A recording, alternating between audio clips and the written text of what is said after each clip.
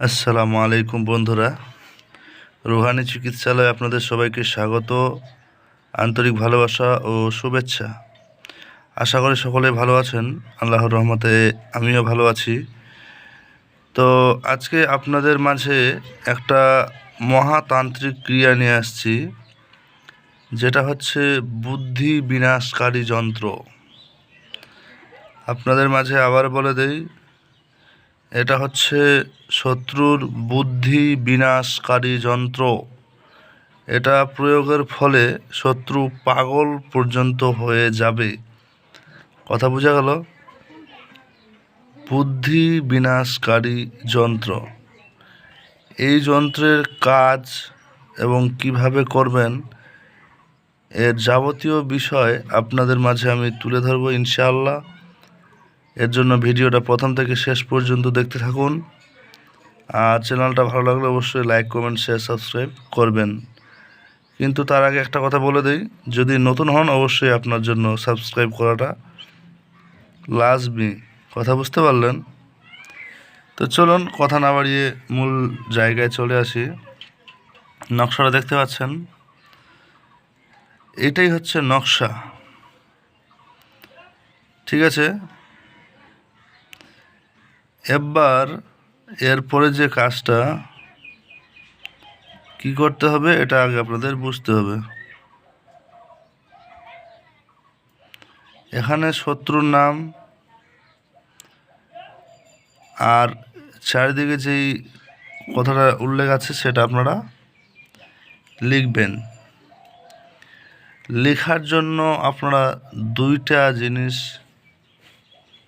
নিতে পারেন। প্রথমত হচ্ছে যে চিতায় বা শ্মশানে দেখবেন যে কাঠ দিয়ে কাউকে কাউকে পোড়ানো হয়। সে কাঠ যদি তক্তির মতো থাকে বা একটা লেখার যতখানি প্রয়োজন ওই পর্যন্ত তক্তি পরিমাণে থাকে, তো সেই কাঠ নেবেন। নচেত কাফনের কাপড় যদি সবচাইতে ভালো হয়, কবর থেকে তোলাটাই উত্তম। কিন্তু সরাসরি দোকান থেকে কিনে আনলে কিন্তু কাজ তেমন ফলাফল হবে না। তো এরপরে কি করতে হবে সেটা শুনুন। কাকের পালক সংগ্রহ করবেন একটা। এবার আপনার যে জিনিসটার প্রয়োজন সেটা হচ্ছে যে কালি তৈরি করতে হবে কয়েকটা সামগ্রী মিলে। যেমন একটা হচ্ছে গদন্তি, একটা হরিতাল, একটা চিতা গাছ আছে পাবেন, চিতার রস ও বিষ, যে বিষ আমরা জমিতে দেই আর কিছু, এরকম 3-4 ফোঁটা বিষ। এই চারটা বস্ত্র একত্রে মিশ্রণ করবেন। এই যে মিশ্রণটা আপনার হয়ে গেল, এই মিশ্রণ করার পরে আপনাকে সেই কাকের পালক দিয়ে সেই কাফনের কাপড়ের উপর কিন্তু লিখতে হবে। এবার লেখা হয়ে গেল, সুন্দরভাবে লিখে মাঝখানে শত্রুর নাম লিখবেন, পিতার নাম সহ লিখবেন। লিখে এবার যন্ত্রটাকে আপনার তান্ত্রিক মতে জাগাতে হবে। তান্ত্রিক মতে জাগানোর দুটা নিয়ম বলে দিই, মানে দুটা বলতে কি কিছু নিয়ম বলে দিই।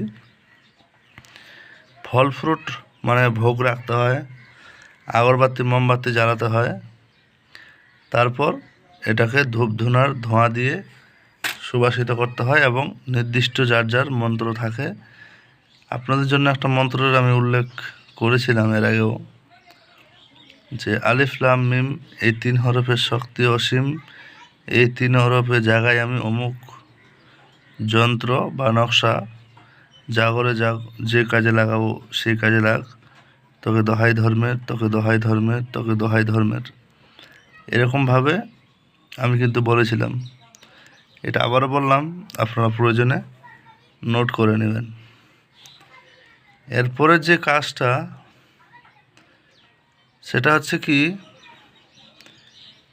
আপনার যন্ত্র হয়ে গেল সব কিছু। এবার এটাকে ভালোভাবে মুড়ে লাল কাপড় দিয়ে পেঁচিয়ে এবং এমনভাবে তৈরি করবেন যাতে ওর মধ্যে পানি না ঢোকে কোনো মতেই। ঠিক আছে, এবার আপনার একটা বহেরা গাছ, ঠিক আছে, বহেরা গাছ আপনারা একটা সংগ্রহ করবেন। সংগ্রহ বলতে কি, দেখে আসবেন। সেই বহেরা গাছের ডালে উত্তর মুখ করে ঝুলিয়ে দিবেন।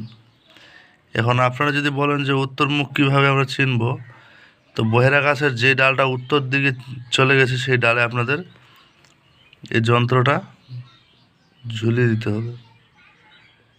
এবং যে পালকটা দিয়ে লিখলেন সেই পালকটাও লাল কাপড় দিয়ে উল্টা দিকে ঝুলিয়ে, উল্টা দিকে মানে বুঝতে পারছেন, হ্যাঁ ওটাই, উল্টা দিকে ঝুলিয়ে রাখবেন উল্টো করে। এবারে উল্টো করে ঝুলিয়ে রাখার ফলে আপনার শত্রুর বুদ্ধি বিনাশ হয়ে যাবে, মানে নষ্ট হয়ে যাবে, ভ্রষ্ট হয়ে যাবে। এমনকি আপনার শত্রু পাগল হয়ে যাবে, পাগলের মতো ব্যবহার করতে থাকবে। সে আস্তে আস্তে পাগলের মতো ঘোরাও শুরু করবে। একটা সাবধানতা বার্তা আপনাদের মাঝে বলে দেই, সেটা হচ্ছে যদি আপনারা এই কাজ করেন, গুরুর এজাজত ছাড়া করিয়েন না। এটার কারণটা কি, যদি করেন এই বিদ্যা যদি উল্টা প্রয়োগ হয় তো আপনি নিজের ক্ষতি নিজেই বয়ে নিয়ে আসবেন। মূলত এই কাজটা কখন করতে হয়, এটা অমাবস্যার রাতে করবেন। ভালো হয় বাড়ির বাইরে করা, শ্মশানে করেন বা শ্মশান বা শুমশান এরকম কোনো জায়গায়। আর আপনার যদি ব্যক্তিগত আসন থাকে কোনো সমস্যা নেই, আপনারা করতে পারবেন। তো আসন কথাটা যতটা ছোট ততটাই কিন্তু এর কাজ গুরুত্বপূর্ণ অনেক বেশি আছে।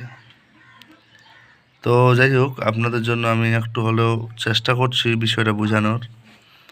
গুরু গুরু নরপতি গুরু বিনে নেই গতি, ভব সিন্ধু তো ঐত পার, গুরুপদে সালাম কিংবা নমস্কার। এই বিষয়গুলো আপনাদের জানতে হবে।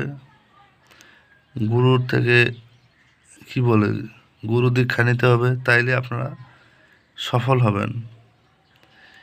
তো মূলত আমি বেশি কথা বাড়াবো না, আপনাদের মূল কাজটাই বললাম। অবশ্যই চ্যানেল ভালো লাগলে লাইক কমেন্ট শেয়ার সাবস্ক্রাইব করবেন। আর